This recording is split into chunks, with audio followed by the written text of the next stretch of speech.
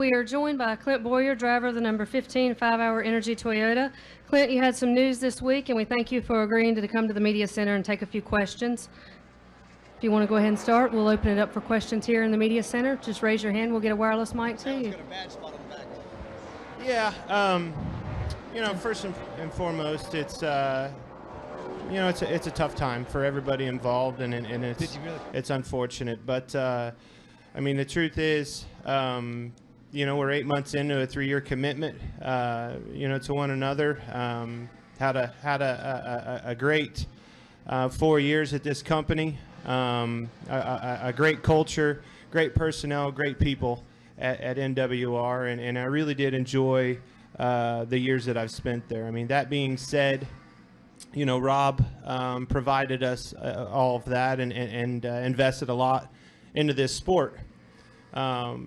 That being said, it's a business decision to move forward on his end, and that's where our futures for he and I, unfortunately, just don't align anymore. That's where we were. That's the reason this statement's out. I think the timing behind this, the reason I'm in here right now, is it was very important to me, knowing this, that we got in front of our employees that have worked their ass off for me personally to make these 4 years good and successful. I think it was important that they could, as racers, continue to race under the this chase format and compete for a championship in 2015, all the while knowing what their future holds and knowing that they have some security that and as much time as possible to look and see what their futures hold for themselves as well, and that's me included.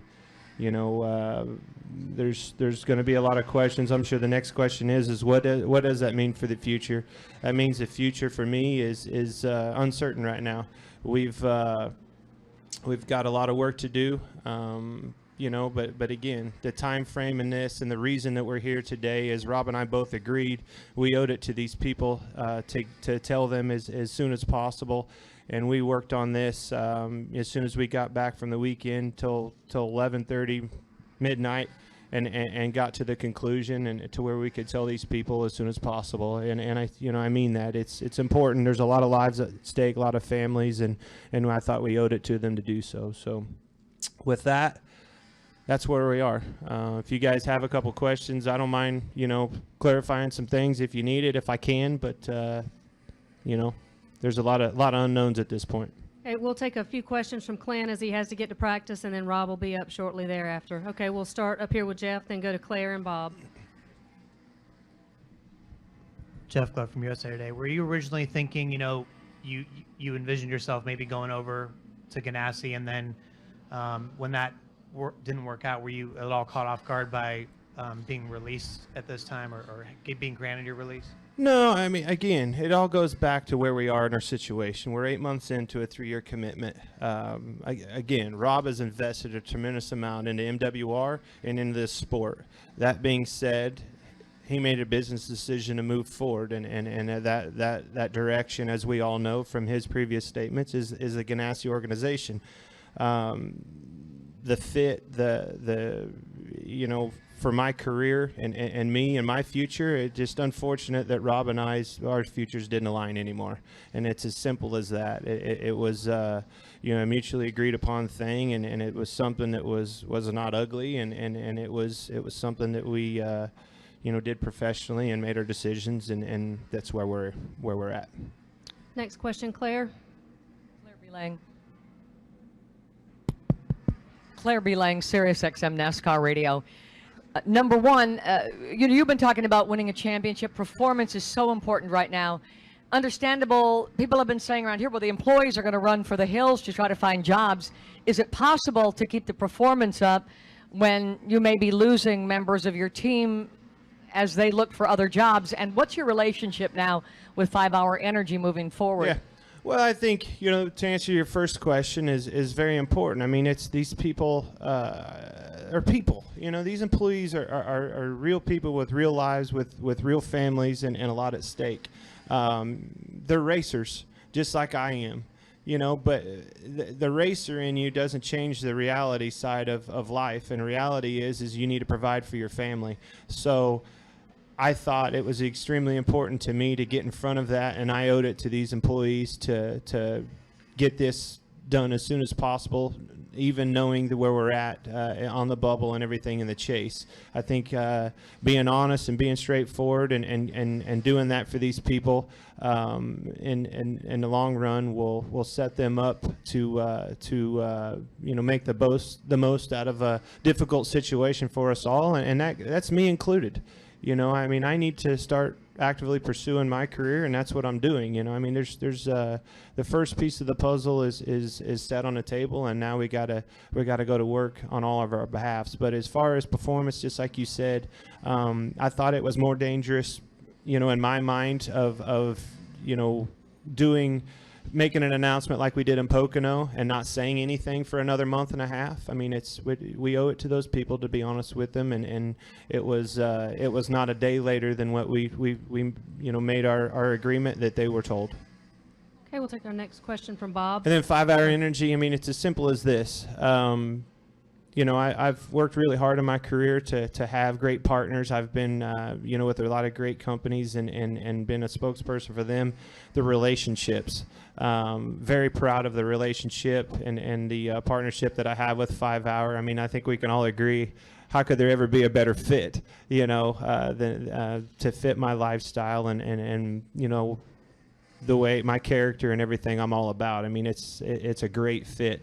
That being said, they're no different than I am. We're back to, you know, we didn't see this coming. We didn't, you know, we're both in a situation where we've got to see what the future holds for both of us and move forward from that. Go ahead with your question, Bob. Bob Hockris, ESPN. In the last couple of days, there's been a lot of talk about how could something like this happen to MWR. How much do you feel like it stems from Richmond in 2013? I don't think it does at all, and this is why. I think, you know, what happened in Rich, that's 2 years ago. Since then, Rob and everybody, the management, has restructured, reorganized, and we're a 2-car team. We're not a 3-car team. We're a 2-car team, which, by the way, you know, was fully funded on my car moving forward. So it was